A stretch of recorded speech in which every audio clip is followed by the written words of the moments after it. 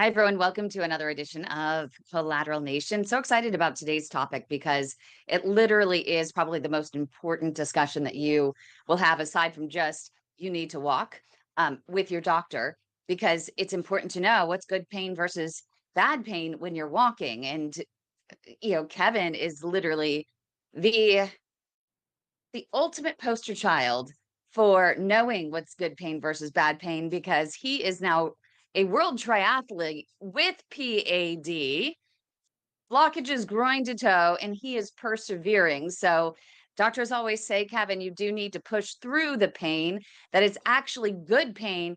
But how do you know if it's bad pain versus good pain when it comes to P.A.D? Well, body awareness is the trick. If you push the pain when you're walking too hard so your calves and feet don't function properly, you can kind of feel your feet slapping the ground. That will actually bruise your feet. That's bad pain. That's one simple example. The real difference lies between the pain of training, which in this case is growing collaterals and improving biomechanical support of your feet for the rest of your body, and bad pain, which is causing injury and problems. And that comes with experience. And so if you do cause some bad pain, sometimes you won't know it until 2 days later when you feel something really sore somewhere. It could be a muscle in your hips, could be pain on bones in your feet.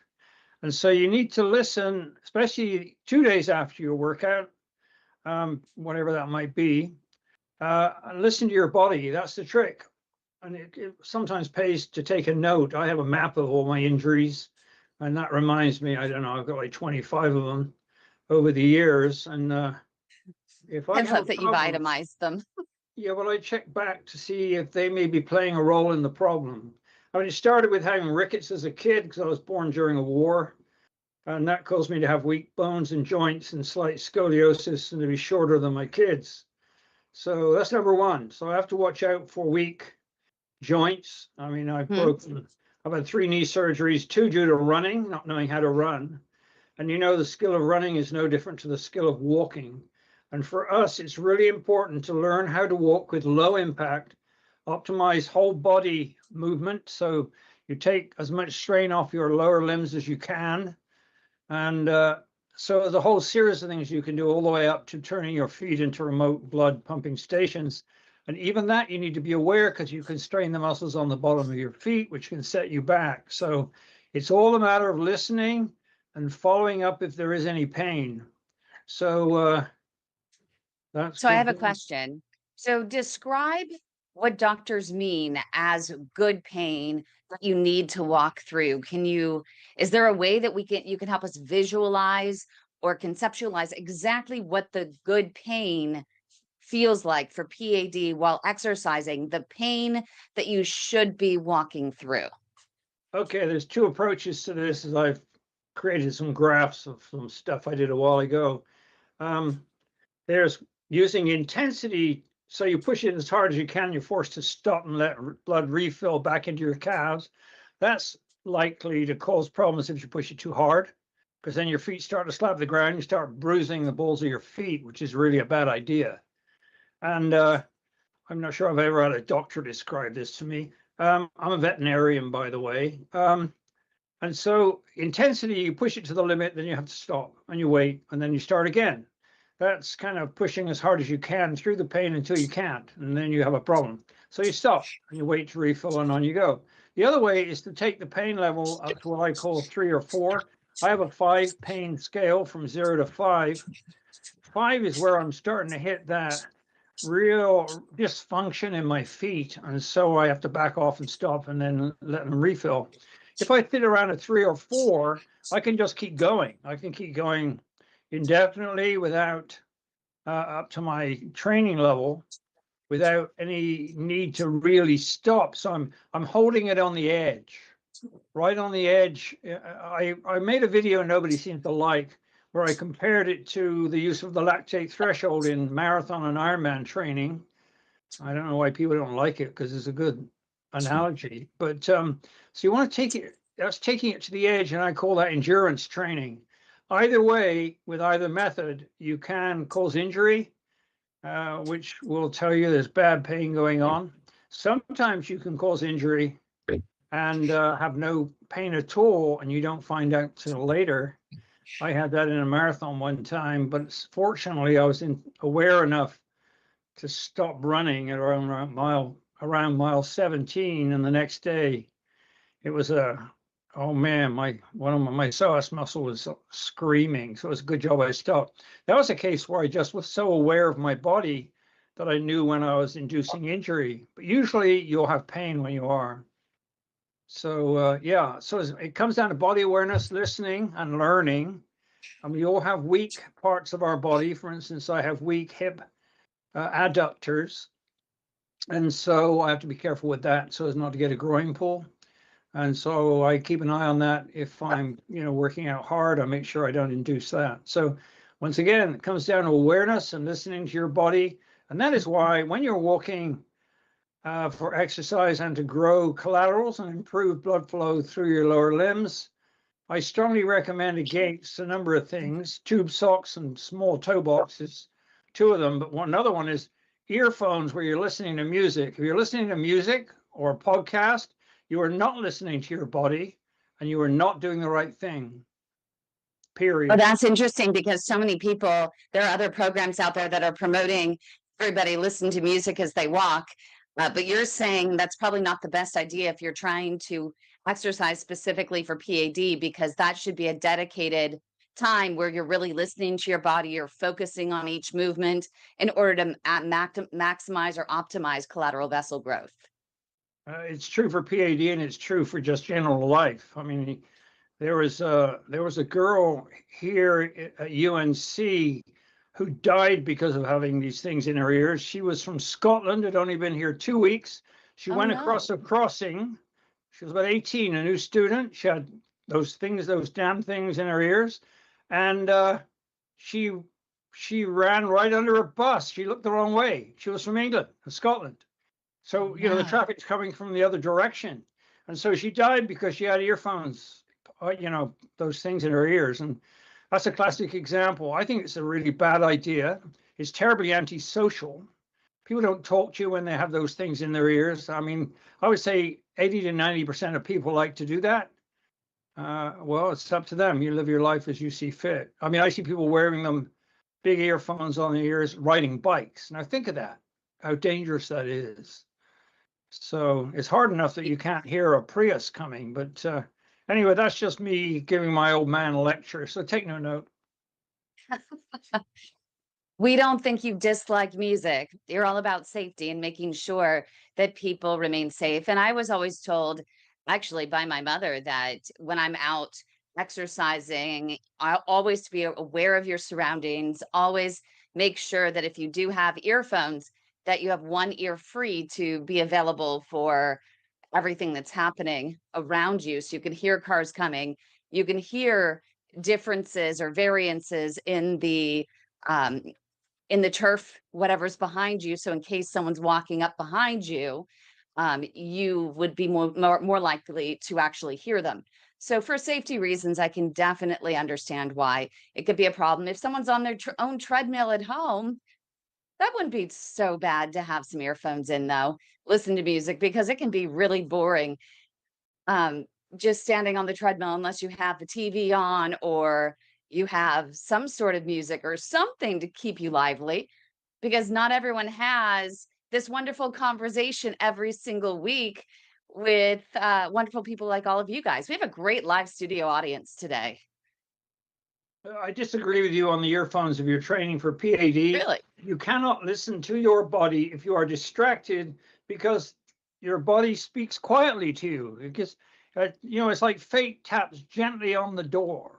And so if you're not listening and aware of your body, and most people are terribly unaware of their bodies, I made a test of body awareness, which I call Interesting. what's the name I have for it? Proprioceptive intelligence, which is a pretty good name. And I have a video I put on YouTube. It's a little test and it's called Wiggle Your Finger. Now, when you move your finger like this, and I can feel it now really clearly, you will cause the hip rotators on the other side of your hips to start to wake up because your body is thinking, oh, you're using your hands, so you're going to reach for something. And in order to do that, your lateral hip rotators on the other side will turn your pelvis towards the object. And so if you do this and you're very body aware, Actually, it does. yeah, then you have to, now if you had music playing, I doubt you'd hear it because it's very subtle. And if you move your thumb as well, like this, then both sides are activated and your pelvis stabilizes. Because imagine you use the hip rotators to reach for something and then you want to grab a hold of it, right? Now you Yeah. need to have your pelvis locked because you're grabbing the thing and you want both sets of lateral hip rotators and the medials will go along with it to lock your pelvis in place where you grab the object.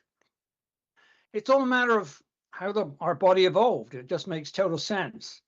And I would say that if you were a primitive human being running over the savannah and you put those things in your ears, you wouldn't last long.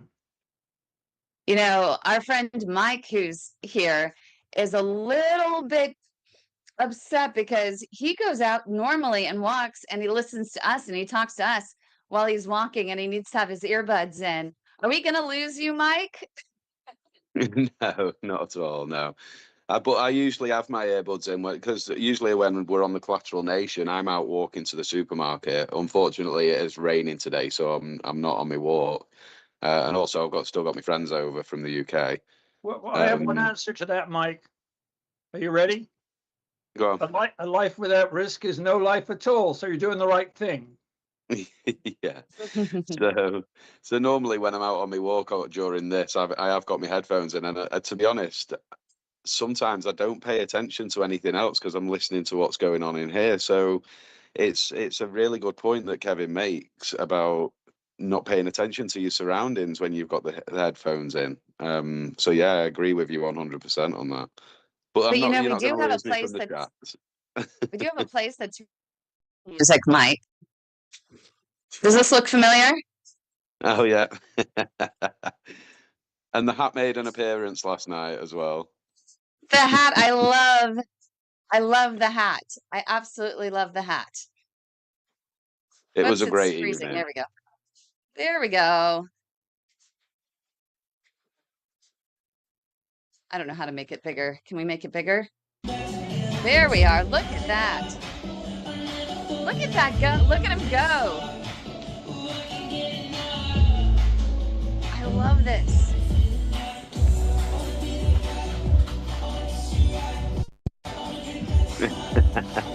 Those are really small, isolated little movements that you're doing with P.A.D. And them spins aren't actually part of the dance. I was just throwing in extra moves, which was pretty good. That's pretty amazing.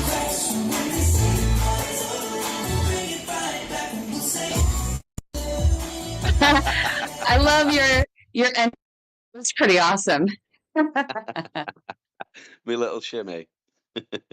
And Kevin, remember 6 months ago, we were talking about getting him motivated to, you know, just get out of the house and walk. Yeah, Mike's doing the work, that's for sure. Yeah. It completely is. It's absolutely incredible. And so is it still, you had all your friends there with you last night. They were probably pretty shocked to see you were out there Yeah. on the dance floor. They loved it. They loved it. We had a really good night out last night. Yeah, worse for wear today, but I'll Yeah, get a nap in this afternoon. those stairs were pretty intimidating. Oh, yes. In the group, you posted that you went on some sort of tour and you had these stairs. How many flights of stairs was that? And where were you? It was we were in Old Town Quebec City. And it actually said at the bottom of the stairs that there was 310, I think, 301 steps. But they were kind of gradual as well. Sometimes there was like maybe 50 steps and then it went flat for a minute or two. And then it was some more steps. So I did kind of get a little bit of a break in between. But yeah, there was 300 plus steps. And then on the drive back the other day, we found a viewpoint that we had to go up another 100 stairs on a circle staircase. And that was quite a challenge as well, to be honest. Yeah, But I got it. I got it done. This is why incline training on a treadmill is really helpful. To strengthen our hips and lower legs and take it to the point of claudication. That works Yeah. pretty well. I find going uphill is much tougher with my blockages than it used to be, and also climbing stairs. Oh, hi, Marina. Hi, Marina. Marina's getting ready to do a supervised exercise therapy program, I think. Are you starting this week? Yeah, I start tomorrow. Oh my goodness. Any advice, Kevin, for, well, we don't give medical advice here. Always check with your own doctor for explicit consent. Do you have any thoughts, Kevin, on that first foray into a supervised exercise therapy program? You're just starting out with the person, the trainer, the physical therapist. It's day one. Yeah, It's not once going to be again, easy, is it? once again, listen to your body. And if it's a younger person, they often don't understand really the issues we have. So if your body says don't do it, don't do it. And also take some notes. I would say, see how you feel 2 days later, 1 day and 2 days later, and then you'll know if you pushed it too hard, and then inform the person who's supervising about that at the next lesson, because they're learning too. Most of them don't have P.A.D. themselves. Pretty rare they do. That's basically it. I mean, I do give medical advice as a veterinarian, so. Do you have, Marina, do you have dogs? I do. I do. Oh, good. I do. I have a big 75 lapdog, 75-pound lapdog. Oh my goodness, he's probably going to be so excited that pretty soon you're going to be keeping up with him on some walks. Absolutely. Did you I say mean, that would be the 75? goal, right? Pardon me? That would be the goal, right? You want to get out, you want to be able to walk your dog without having to stop all the time. Yep. You want to enjoy the is- walk. That is my goal, because that's the reason we got him. So I retired. I said, I want a dog. I want to go walking more. And the last year I haven't been able to walk him at all. So. Do you have, is that really what your goal is? Or do you have a clearer goal of the life that you desire to have back through this 12-week walking program? What do you want to be able to do on the 12th week? I really want to be able to go anywhere with less pain. I mean, to the grocery store, walk for a hike. I'd love to go for a hike. We live in beautiful North Carolina, and I drop everybody off, and it's okay, I'll pick you up. I just want to go back to doing those things that I haven't done in well over a year. So. And Mike could actually tell you, I mean, 6 months ago, he didn't think, I mean, having his friends come out there, that he'd be able to keep up. I'm wondering, Mike, how did it feel in terms of, do you have any inspiration for Marina? 6 months ago, you couldn't keep up, and you feared actually hanging out with friends. You feared any social situations where you would have to join others to exert yourself and take steps, Yeah. right? Especially, you would never have done Quebec City with those stairs 6 months ago. Not at all. Not at all. Even like I've said in the past, we live at the top of a hill here. It's called Cliff Street. And it's quite an incline when you're walking up it. And this time last year, walking up that hill, I had to stop 3 or 4 times just to let the pain subside. Now I was given the 12-week supervised exercise therapy, but I got it in a handbook, so I had to just do it at home through myself.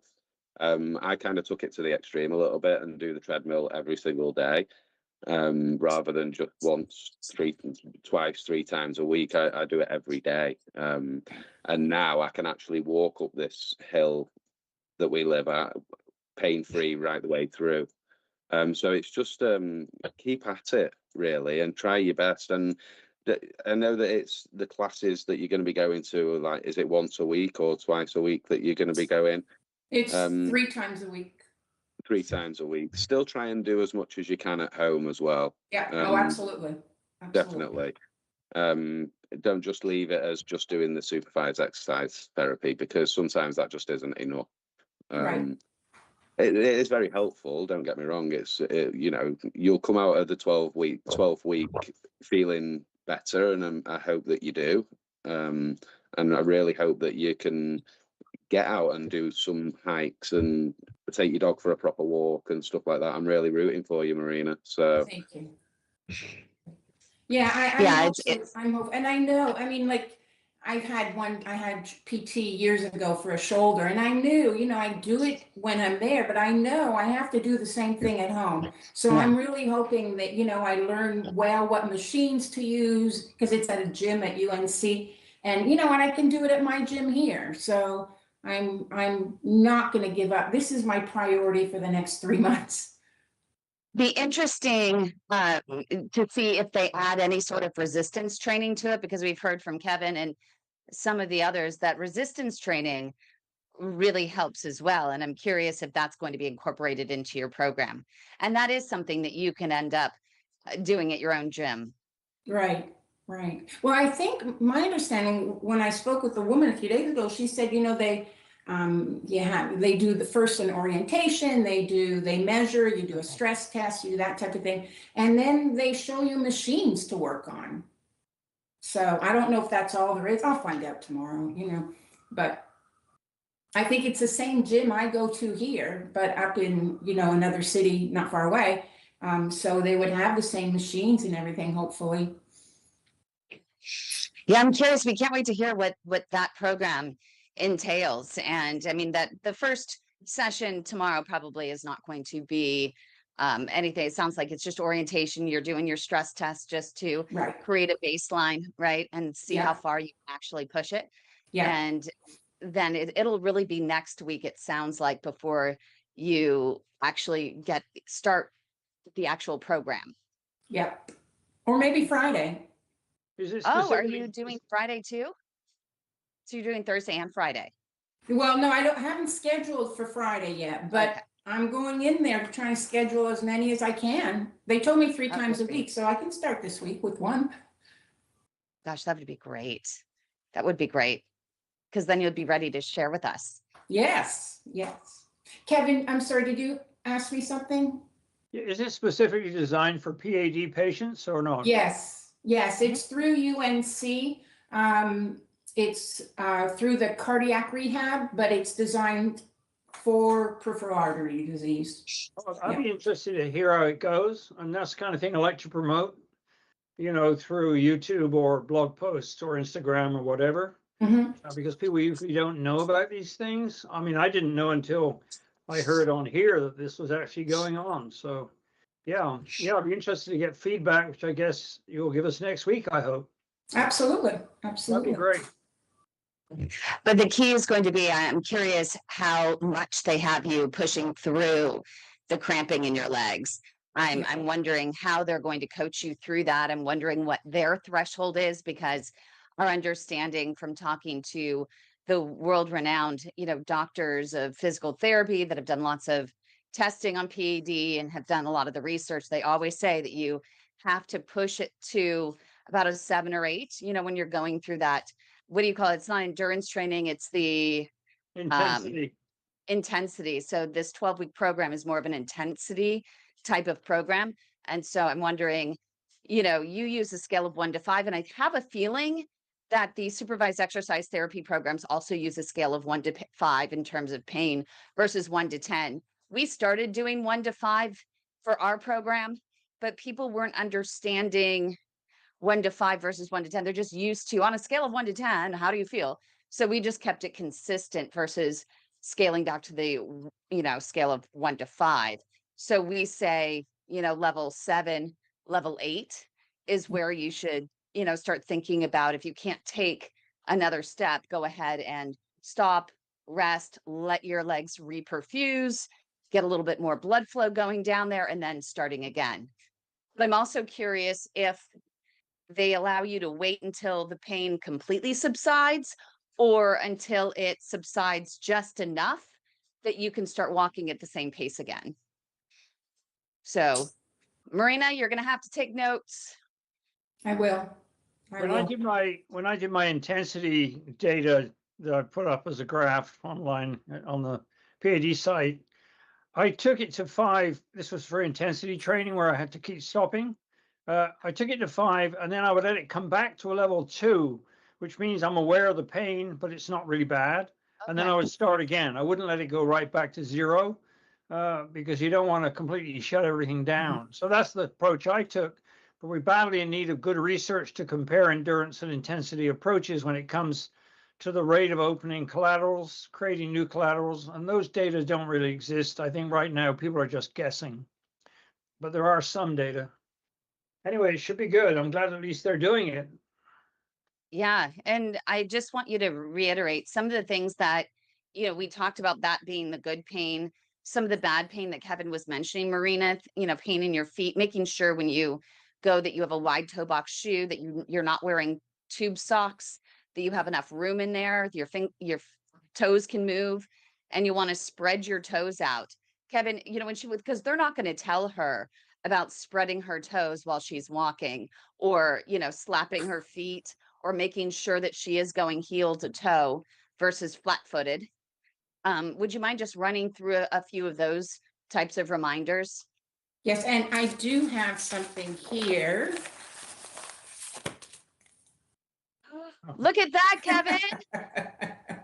She has your book. Yeah, so She got your book. I've been opening that up and going through it, and Well, if you see Oh, is things that that, helping you prepare?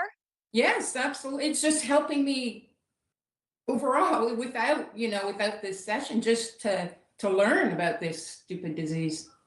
it really is a horrible disease. It's terrible. I compare it to having a tourniquet above your knee and someone comes along every month and tightens it up a little bit and tightens it up a little bit more. It's not quite the same as that because it's hard to grow collaterals around a tourniquet, which you would have to do on the outside of your leg, which would look pretty gross, I guess.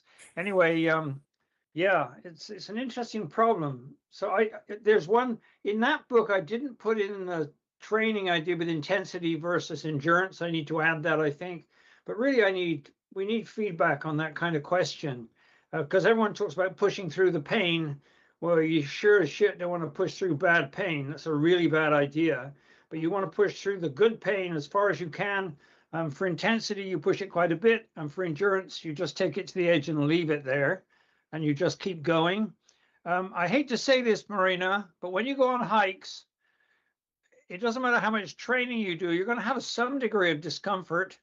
But I've got to the point now I can go a really long way, and the further I want to go, the more discomfort. But if you can push it beyond the pace that you want to hold for a hike, then you should be able to go pretty well pain-free. But you have to do your training beyond that level. I mean, it's like when we train for marathons, you do your speed work, but that picks up your pace, but you don't apply it in the race. I mean, you hurt yourself. So it's a matter of pushing your level of training a little bit beyond what you will need to have a hike with friends. And this, I think, is what Mike's been doing and wearing his very pretty hat. And so I would say, yeah, in fact, it might be a good idea to wear a hat. And it could be a pretty pink hat with lots of frills on it. Did you see I love Zorro? my pretty pink hats. Did you see the movie Zorro the Gay Blade? Mm-mm. It's funny as hell because Zorro broke his leg jumping off a roof, and his brother was also a master swordsman, had to stand in for him to fight the nasty sergeant or whatever he is. But he was really, really gay. And he comes on, he has the same hat, but it has little frilly things hanging down. And it's really fascinating. It's a really funny movie. I mean, I've known a lot of gay men because I worked as an AIDS buddy. And man, many of them are so artistic, and I don't know what the problem is with society, but I found them to be really inspiring people. But this was, during the HIV outbreak, so I lost a lot of them. But yeah, no, I really love that movie, and it's not cracking on gay people. It's admiring the flourishes and the interest in life and the difference of personality. I think I really liked it. So that's just a comment. I don't know what Mike thinks of that. I've not seen that movie, but I'm gonna watch it. I'm gonna have a look for it on Netflix. It's really funny. And of course, the guy is a master swordsman. So I Yeah. like that too. Yeah. I was joking because I'm single again. And a lot of my really good friends, I'm not their choice. And I'm like, please, you're such a good guy. Amazing hearts, creative, fun, really kind-hearted and inspiring. And I'm not the right type. And it makes me so sad because my friends are such good people. And it makes me, It's really difficult, actually. The trouble is, I don't know if you read The Hitchhiker's Guide to the Galaxy and how you learn to fly. I think dating is like that. In yeah, order, he was, Ford Prefect was teaching Arthur Dent how to fly, and he said, what you have to do is you have to throw yourself at the ground as hard as you can, and think about something else just before you hit the ground, and then you'll fly. But of course, that's impossible. And the trouble is, if you want to find a boyfriend, girlfriend, whatever, if you look too hard, it never happens. It's like you're in a desert, and then when you stop maybe thinking I'm about always it, looking. Maybe that's the problem. well, that will drive them away. It's a really weird thing. I mean, I've been through this several times in my life, and I mean, now Sue came along when I was pretty well given up. I was 80 years old and living in a garden shed. So, and then she turns up out of the blue from Missouri. So, yeah, it's a Love weird that you business. found love multiple times. And I love that Mike has found his true love multiple times. That must have been, um, when you lose, that love, you almost wonder if you're gonna find it again. But it's inspiring to me that you both have found it again. Because I thought my last boyfriend was really going to be the one that he was, and we're fine. He just, doesn't want to have kids. He really decided it's just not right. And so that was unfortunate. But I have to believe that I'm walking with purpose and that my true love will appear. I'm not looking. I'm not looking. I'm not looking. Love will find love will eventually find you, Kim. If I you hope stop, so. you find that if you stop looking, obviously me and Geordie weren't looking at the time because we were both widowers. We were just helping each other out with our grief through Yeah. through Facebook. Um, but Oh, yeah, really? Through Facebook? it was an LGBT grief loss support group.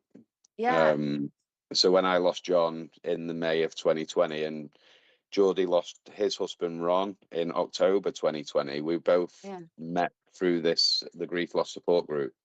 Um, and just helping each other. We were going into Zoom chats like we do with this. We were helping other people. We've met so Love many that. friends now through the group as well. Yeah. Yeah, and we just moved forward. It was Geordie he invited me over to Canada to start off with, said that he was going to take me on a road trip through the Rockies, which was my bucket list. So I did. I took the plunge and got on a flight and met somebody off social media. And here we are That's today, amazing. 4 years on. Yeah. Yeah, See, I that's met amazing. Sue. I met Sue through Twitter. In Oh, that's 2013, right. in 2013, she had a serious foot injury from running, caught a curb on an edge, had a list spring injury. Went on Twitter and asked for advice on recovering running after getting Lisfranc surgery. And I wrote a long blog post and told her what to do. And number one was you have to let go of the past and move on from where you are now. And Yep. then she started following my newsletter. And then, you know, 12 years later, we're living together. I mean, it just came because of that. So you never know. But I did have to, I mean, she came on my newsletter in 2000, about 2 or 3 years ago, and said she was a super fan. She followed all my writing. I didn't know who she was. She didn't know who I was. She just knew I wrote about how to train without hurting yourself as you age. And then she said I was my super fan. And another friend of mine, a woman, was saying, Kevin, you got to get out of your garden shed and go get a life. Meet a woman, get a life. You're turning into a monk. And I'm like, I tried online dating and hated it. And then this friend of mine, Tracy, who I've done a number of races with, she said, well, you said you had this woman super fan. Who's that? I said, I don't know, Sue, somebody. Invite her for coffee. So I said, okay. So next time she wrote something on my newsletter, I replied, would you like to go for coffee? She replied, awesome. So I said, great, I'll get you a coffee. Where'd you live? 1,000 miles door to door. So Oh after my talking God. on the phone, I put my little dog in my truck and drove 1,000 miles and got a lot more than coffee, but that's another story. See, I drove down to Bakersfield where he was at over and over, but he couldn't take one night to come visit me. So I guess it's That's a red, so that's a red comforting to flag. hear. No, you should never have done that over Yeah. and over. If you do that more than 3 times, you're making a mistake. No, yeah, you shouldn't. The man has to pursue. That's the rule.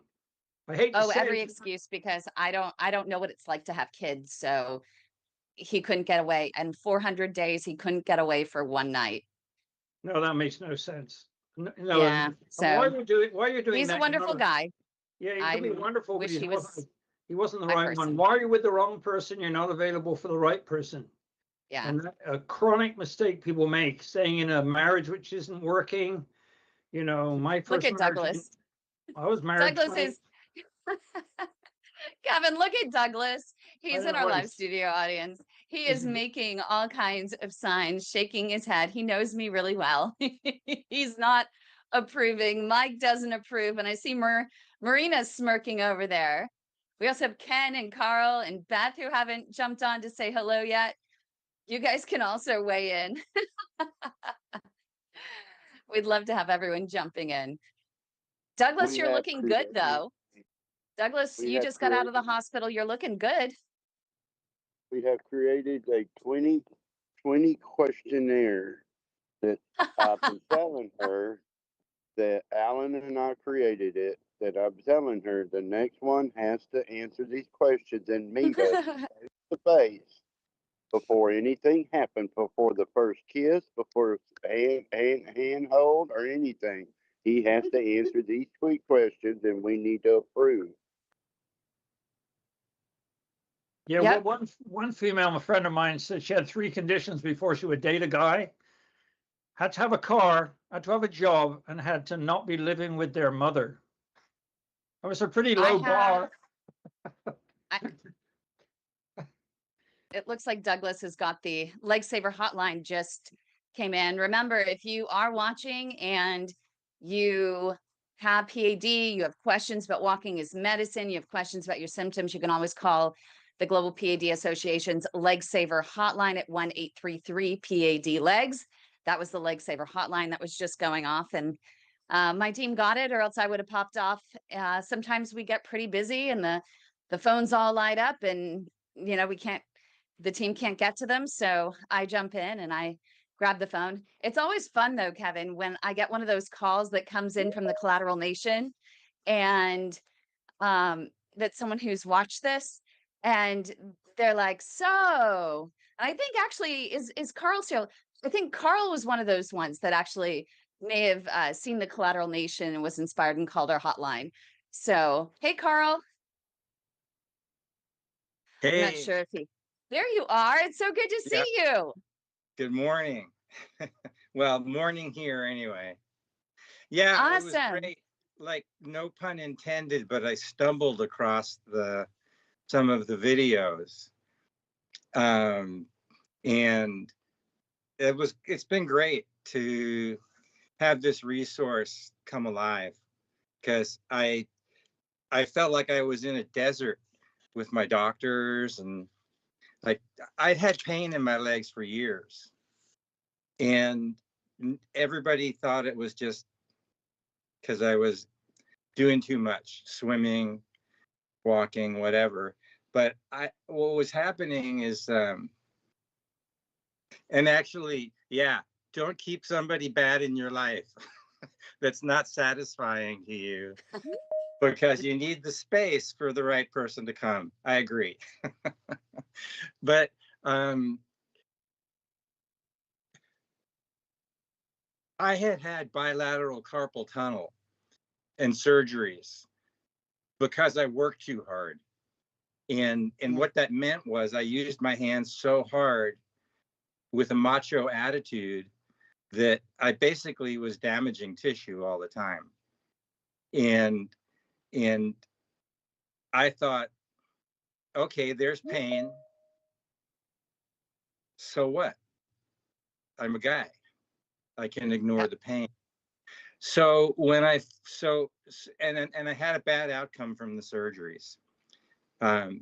So I kind of flipped, in my understanding of pain as a signal, but I didn't really understand kind of the parameters of it. So when I started having what turns out to be my P.A.D experience, I would stop as soon as the pain came on.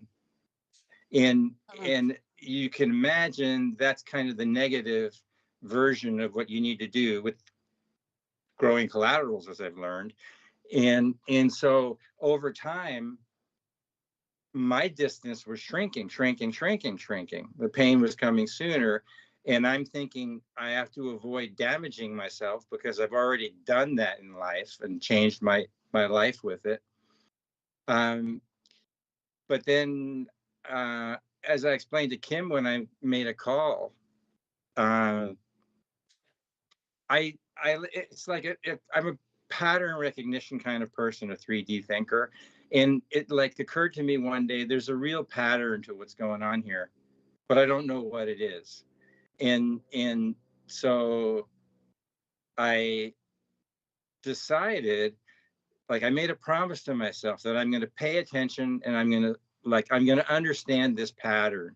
And then when I got the pattern down, I'm going to take it to the doctor and talk about it.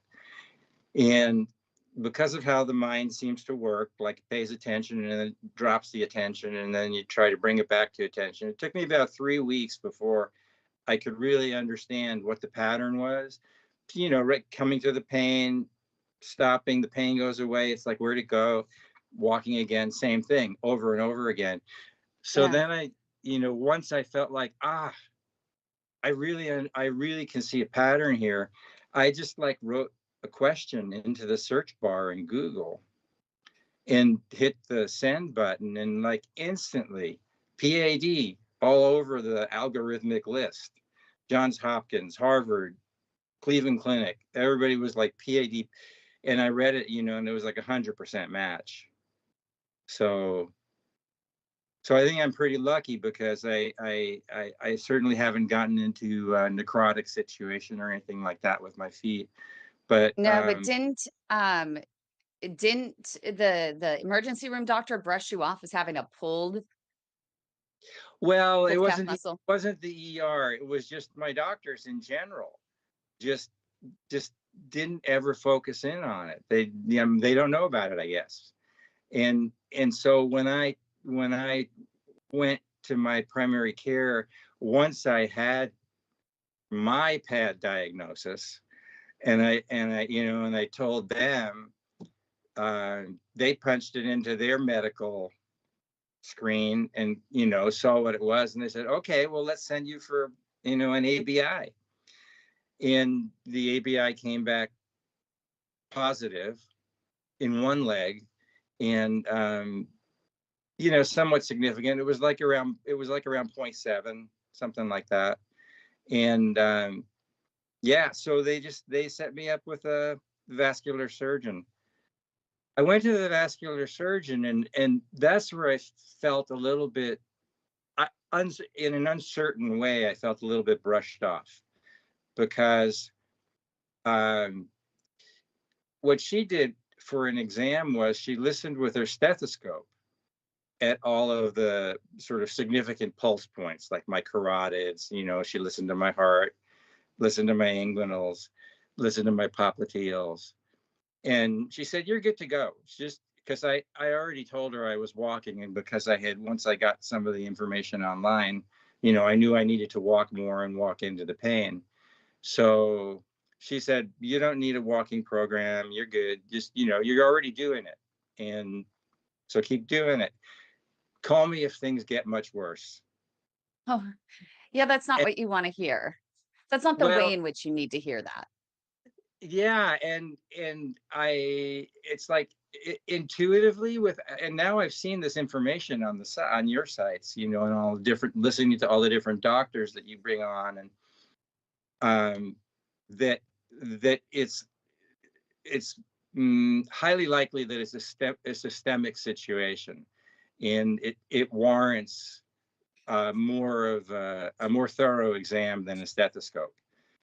And so but and that was 6 months ago. So I did connect with Swedish here in Seattle, Yeah. and I do have an appointment set as a new patient. They'll get me in like November 5th. Okay. So yeah, so I'm looking forward to that. And Is that Dr. Greg Hayes? yes, Okay. yeah, and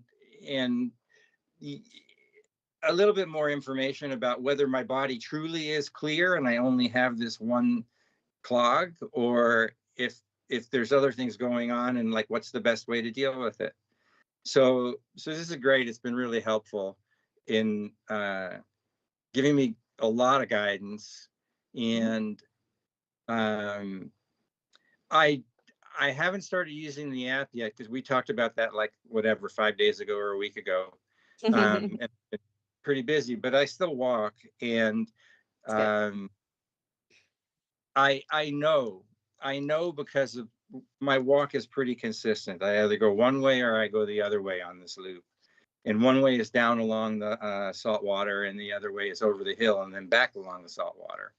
So I know the buildings where I'm stopping or where I need to rest. The sites, and I can tell that my distance is improving. Oh, good. So yeah, so that feels great. And I did experiment with the intensity, and it kind of knocked me out. What I mean by that is when I go above a certain pace, and this has been one of my long-term issues, when I go above a certain pace, my gait falls apart. And, and Kevin talks about feet slapping, and I feel it sometimes in my ankles, like in the actual joint. It feels like where'd the cartilage go? And I might wear that for a couple of days if I bruised it. So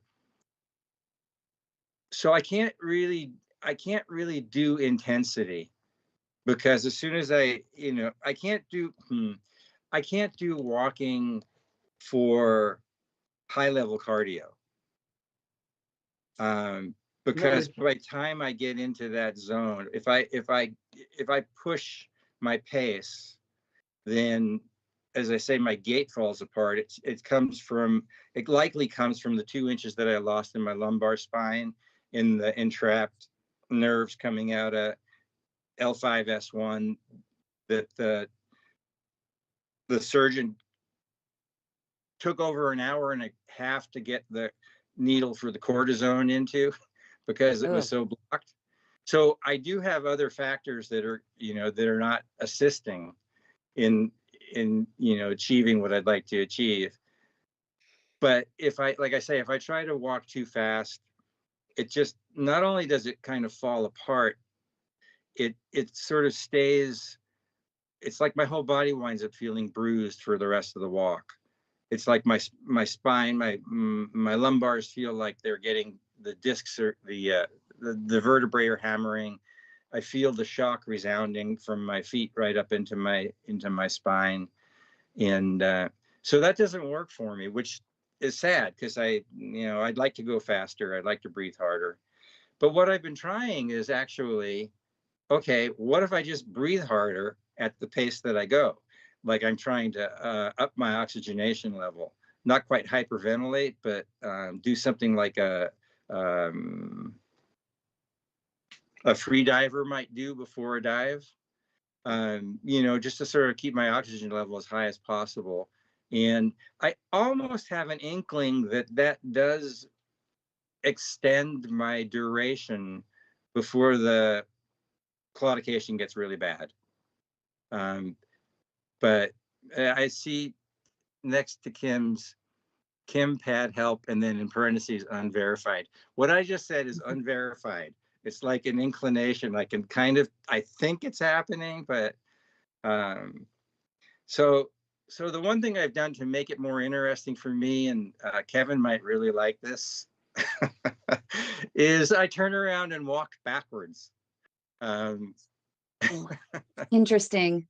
I vary it. I mean, it's like when the claudication starts getting a bit rough, like then I just turn around and walk backwards, and it seems like it uses all the musculature, and maybe, and I'm not sure about this, and maybe Kevin has an idea on this. Maybe I'm switching from what are the two types of the muscle contractions, the eccentric and the eccentric? Yeah. You're using totally different muscle groups. This is why I recommend on long hikes or even on running, you vary your stride from a short shuffle, high frequency shuffle, to a long stride, lower cadence, and you use totally different muscle groups. So now you're allowing muscles which are depleted of oxygen and other foodstuffs to rest a bit while these other muscles take over the job. And going backwards is a good way to do that, as long as you are. I did some backward running one time at the track and ran backwards into some scaffolding. It wasn't a good experience. But other than that, I mean, yeah, no, you're varying the muscle groups. So you're sharing the load across different muscle groups. And you can do that by varying cadence, going from a shuffle to a stride, and that will do the same thing. But if you want cardio, serious cardio, I wouldn't recommend hyperventilation, because what you're doing there is you're depleting your blood carbon dioxide level, and that will cause effects on pH, and it can affect and cause you to pass out, actually. And so you don't want to drive your CO2 levels too low. A better way to get your cardio is swimming. I use swimming and biking, where P.A.D. plays almost no role at all. And if I Yeah. do a hard swim, I can really get a cardio workout. So Yeah. I would strongly recommend against hyperventilation because of blood CO2 levels. Okay, so I do swim 3 days a week out in the open good. water. In Oh, the water wow. temperature about 47 degrees. I wear a triathlon suit. So yeah, and I do that year round. Oh, that's great. Yeah. And how is your kick? How is your kick? Well, you're wearing a wetsuit, right? Yeah. Yeah, it's more when you swim with a wetsuit, it's more like canoeing than swimming. I mean, I use the wetsuits a lot for cold swims in races. Yeah. It's very different, but you can get a really good cardio workout. Plus, Yeah. it's much more fun swimming in the sea. Yeah. Is this the open ocean? Yeah, it's inland waters, but it's salt water. It's tidal with the ocean. Okay. Yeah. No, that's Critters. So you're already doing that. That's good. Yes. The path you followed is not unusual with respect to doctors. I remember in 2010, in a race, I suspected I had a problem. I worked out it was a AAA. It turned out I had a 6.9 aortic aneurysm about to rupture. I went to my doctor, and she listened to my belly with a stethoscope and said, "I think you're probably just tired and overtraining, and no big deal." I ignored that, went in at an ultrasound about 2 hours later, and I had this 6.9, and it was my aorta was about to rupture. So this is why I always say to people, your best doctor is yourself. Other physicians, surgeons, nutritionists, they're tools in your toolbox, but it's your life. You're the one who knows you, and therefore you need to become your own best physician. And then research. If you have a condition, if you have one condition, I don't care what it is, diabetes or pretty well almost anything, not true of brain tumors, then you need to fully understand that condition. I mean, my books on P.A.D. are based on my studies of anatomy and physiology as a veterinarian and a pathologist, and that allowed me to come up with this idea for my feet, which is really helping a lot. You won't get any of that from your average physician. In fact, you won't even get that from your vascular surgeon. They have no idea. So you need to be, what you're doing, you did exactly the right thing. You decided, what you did was, okay, you overdid it and got carpal tunnel, and then you have P.A.D. and you underdid it, and now you're going to the middle, which reminds me of the sinking of the Hood by a pocket battleship in World War II. 3 shells were fired by the pocket battleship. I forget which one. One went beyond the Hood. One fell before the Hood. That's when everybody should have jumped off the boat, because the third one landed right in the magazine, and the whole thing went up, and about 6 people survived of 1,100 sailors. So what you did was just like the sinking of the Hood, but now you're in the middle, and it won't involve sinking, it will involve surviving. So it's a really good thing you did. Thank you. Yeah, and it's interesting because the day that I made that question, that you said I understood the pattern, and I made the question and I plugged it into Google and it came back. It was like I felt really good. Yeah. I feel like my brain is working. And It's like my mother said, know thine enemy, and this is our enemy. P.A.D. is a terrible enemy. And this is why I encourage endurance training with a little bit of intensity, because this is a battle you fight all day when you go to the grocery store, when you go for a walk, even when you get out of bed in the morning. When I get out of bed in the morning, I'll do 50 of those P.A.D. exercises, the P.A.D. 100. And then when I stand on the ground, I've got a firm grip of the ground. It wakes up your feet, and your feet play a huge role in balance. And so I found that stabilizes my balance in the morning when I get out of bed. And so, you just use whatever works, use whatever works. And if you find something works really well and you mention it in places like this, it gets out there. Most doctors aren't listening, but we need to ignore them. We need to tell them as often as we can. And some of them don't have too much wax in their ears, but they're pretty rare. And so, what you did was exactly right. You just applied. What's your job? I'm retired now. What was your job? Carpentry. Oh, really? And ceramics. Oh, that's interesting. That is really interesting. So basically, and welding. Yeah, you applied logic, but in an artistic way, in a mechanical way. So you thought things through more like an engineer, right? Yes. And that's the way you solve a problem. Yeah.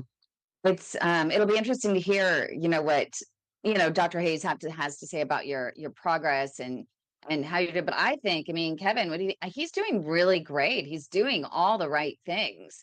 And I love that. He could be a world triathlete as well. It sounds like he's on track. Yeah, the trick is to avoid surgery at all cost. I was fortunate. I had a really good vascular surgeon. He shows no interest in my work, but he advised me strongly against angioplasty or stents below my knee. People have lost their legs as a result of that. So he gave me good advice. He didn't give me excellent. He told me to go on a walking program. That was good, but it wasn't enough. But I got the right advice. Other surgeons will advise you to have surgery, and it's like, and Kim's work to avoid, avoidable amputation is really important, because the medical profession is in a way letting us down, but we can't blame them for it, because they're under this horrible pressure. They have financial issues. They've got to get the patients through. They're following a recipe. Most of them don't think like researchers. They're not researchers. They're physicians. And so if the recipe comes down, from whichever clinic they're interested in, that, you got to cut their toes off, they do that. And they don't know anything about P.A.D. 100s or Kim's programs or walking programs or the thing that Marina has mentioned. But by keeping on talking about it, we're getting the word out, which is really good. So tell people. So I have a question for you, Kevin. And this has to do with intensity. And I described how I right now I'm not working with it because of the difficulties it presents for me. And your recognition of that story, that about the battleship and swinging both directions and then finding the middle range. It makes me wonder. So when I try to do intensity, like the first time I tried intensity was last week, and a friend had sent me a link to a Japanese traditional walking thing where they go for 3 minutes easy, and then they go for 3 minutes hard, and then they go for 3 minutes easy, and then they go for 3 minutes hard. And I thought, oh, well, I could try that. And so that was too much. Like the 3 minutes hard was too much.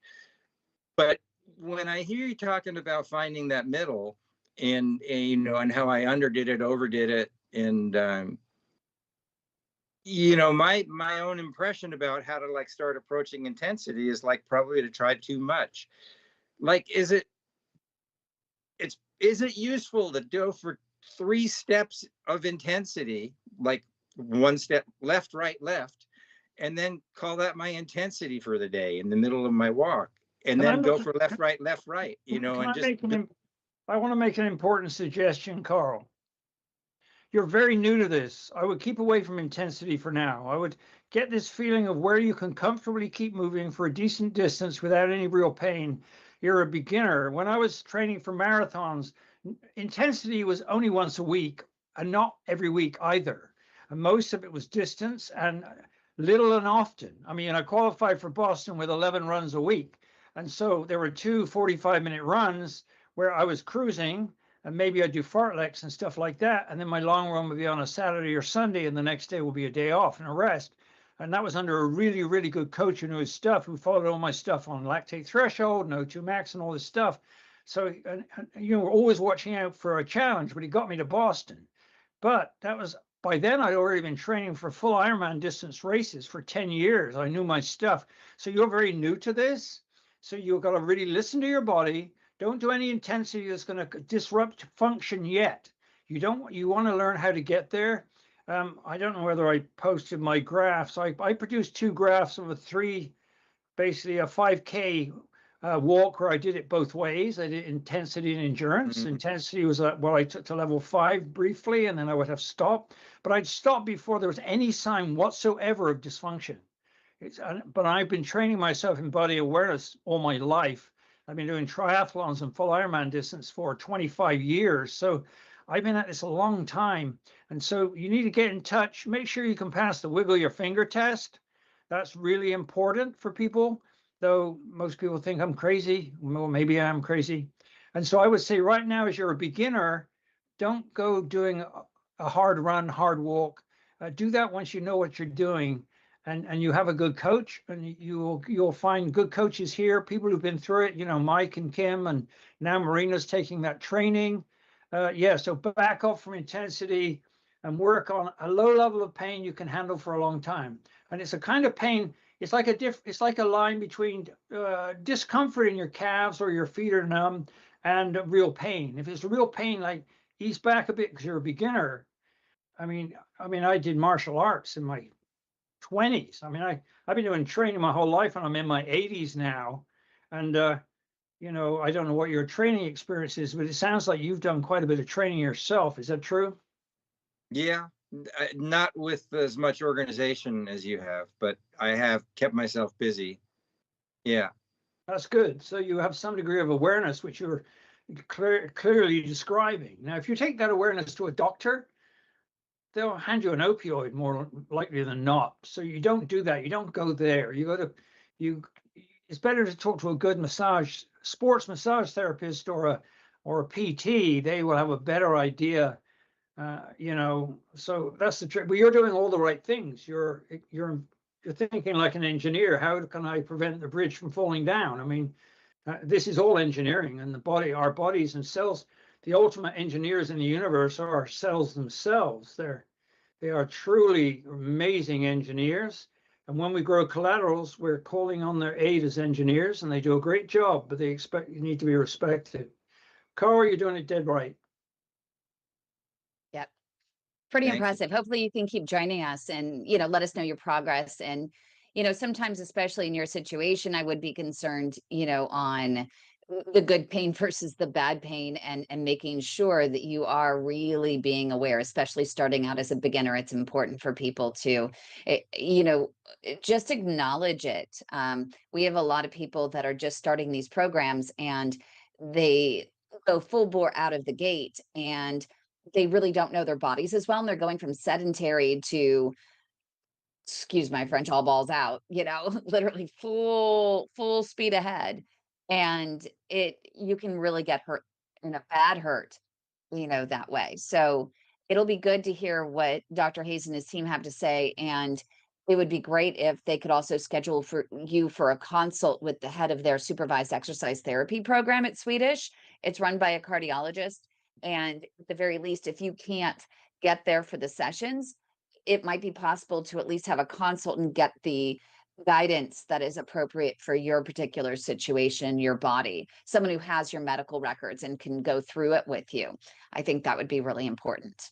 And I'll stick those two graphs I mentioned where I compared for a 5K walk, intensity versus endurance. You can see the difference in my cadence rate, which changes. You can see a consistent pattern of stopping and starting, stopping and starting. And then you compare that with the graph where I'm holding my pain between a 3 and a 4, where I don't have any problem with function. and you can see how everything is so much more stable. So now I'm training for longer, but not so hard. And what we need to know is which one is best for growing collaterals. I think they're both good for growing collaterals, but what pattern is best? It's like the pattern my coach developed for getting me to Boston. We don't know that pattern. We don't know it yet, but I do know intensity kills. You have to be very careful with intensity.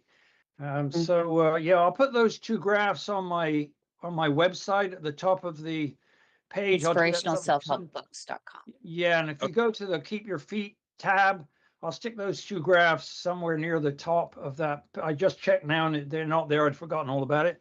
And I'll stick, and you might find those interesting because it dramatically compares and contrasts my body's behavior. And when I did intensity for 5K, you know, stopping, starting, stopping, starting, it beat the crap out of me. And when I did endurance, where I kept the pain between 3 and 4 and no higher, I could get going for another 10 miles, which of course is the goal. But the intensity, like intensity training for marathons, will slowly pick up your pace, but you only ever do it once a week for maybe 30 minutes. I mean, it's very minor part of training. And I think that needs to be developed for P.A.D. too. But we need to monitor that through TOE O2 sats or ultrasound of collaterals, or really a really thorough hemodynamic assessment, which has not been done for these things. So I want to get to Sherry really quick because she's been waiting patiently. We can always go back and continue that part of the conversation. But Sherry is asking if Sherry, I believe, hopefully is still here, if she wants to unmute. But she's asking if it's normal to make progress in the first 3 weeks and then struggles significantly in the 4th week. We're talking good days and bad days, and I think Yes. when you push it, you for 3 weeks you can keep pushing, and then you can get tired, and other things start to cause limitation. So I'm not at all surprised about that. My training for marathons was always 1 week hard, 1 week harder, 1 week easy, 1 week hard, 1 week harder, 1 week easy, and slowly, you know, my timing in Ironman races and in marathons slowly improved. So what she's describing, I think, is that, and her body is telling her, you need to take a break. And I would do that one hard, one harder, then 1 week rest. And that got developed by coaches. That got developed by people studying, you know, biomechanics. And so, yeah, her body is sending her a valuable message. Maybe she should every 3rd week back off. That's my interpretation. I don't know what other people think.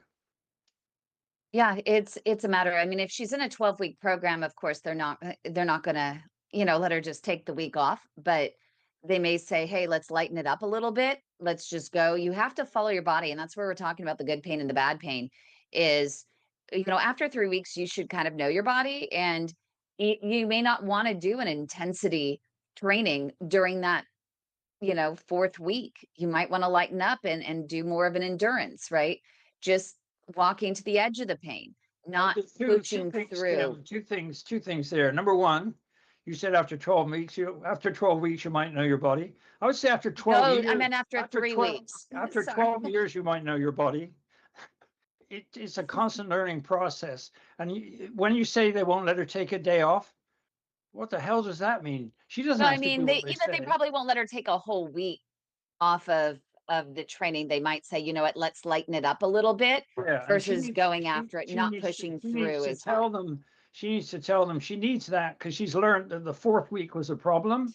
So each 3rd week, she can say, can we just go easy on the 3rd week and then see where it goes? Mhm. That's all.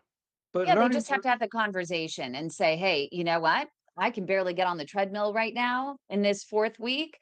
So how do we want to go about this? Do we want to maybe switch to some resistance training, vary up the program just a little bit? So I'm getting a workout, but I'm not literally stopping every 30 seconds. Whereas last week and the week before and the week before, I was literally stopping after 20 minutes. So you do need to have a very good, candid conversation with the physical therapist about where you're at and how you can continue to move forward without hurting yourself. You don't want to hurt yourself. And it's different for every single person. So that's why we always do, you know, suggest if you're your facility does not have a supervised exercise training program, then to get a referral to a physical therapist who can at least get you started, and help you with a little bit of guidance for your particular body. But Kevin does have some really great information on inspirationalselfhelpbooks.com. He has great exercises on his YouTube channel at youtube.com/the @fit old dog.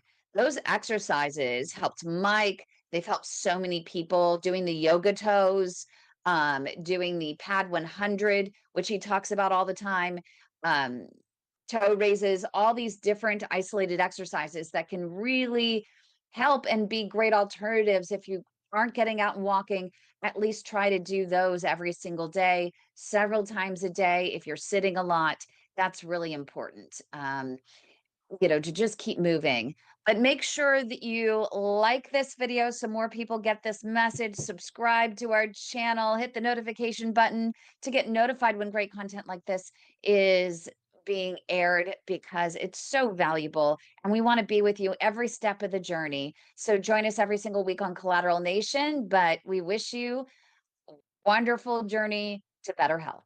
And thank you so much, Kim, for what you do. Thank you. This is amazing offering and helpful.